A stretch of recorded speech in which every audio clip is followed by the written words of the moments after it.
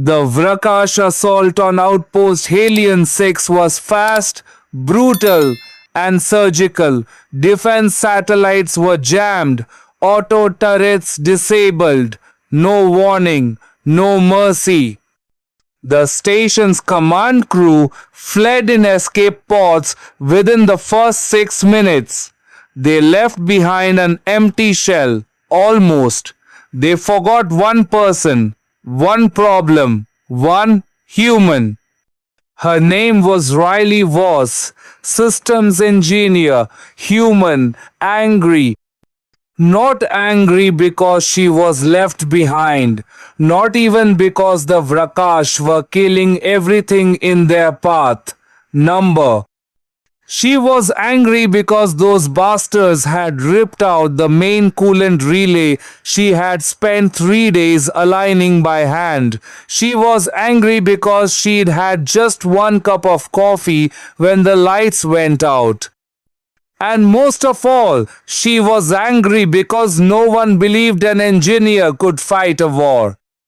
The Vra'kash didn't see her as a threat. They bypassed the maintenance levels entirely. Big mistake. Riley dragged herself through service ducts, her right arm bleeding, holding a data pad that blinked system override, manual mode. She had no guns, no drones, no soldiers. What she had was a full map of the station's power grid, an inventory of every chemical on board, and a burning human rage that didn't care about odds. They were after the singularity core. If they took it, they could build black hole weapons. Galaxies would burn. Riley didn't care about the galaxy, but this was her station, her home. Her mess of wires and steel and heat exchangers. And no six-legged freak was going to steal it. She rerouted waste heat into the ventilation shafts. Vra'kash sensors didn't detect temperature spikes the same way. They'd think it was a glitch. It wasn't. It was a trap.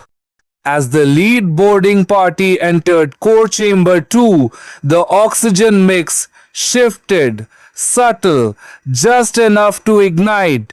She triggered the failsafe on the magnetic lifters. Boom! The chamber went white hot.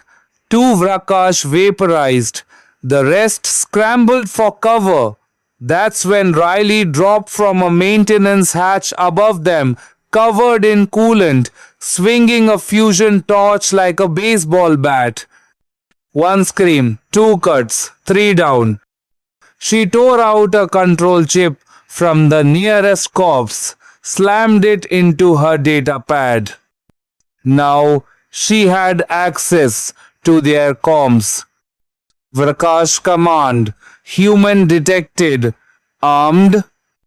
Riley smirked. No weapons, no fleet, just me. They sent reinforcements, 12 units, tactical formation, plasma-resistant armor. She rerouted station gravity, spun it in reverse. The aliens hit the ceiling so fast their limbs snapped. But Riley wasn't done. She stormed toward the core vault, her body breaking down, but her mind sharper than ever.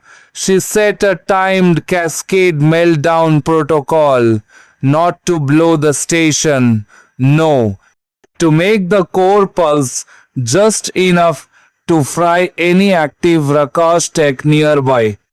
The doors burst open behind her. Elite soldier, bio-armor, cloaked blade. It roared in digital rage. Riley didn't flinch. She grabbed an exposed coolant line, twisted it loose, and sprayed the monster in the face.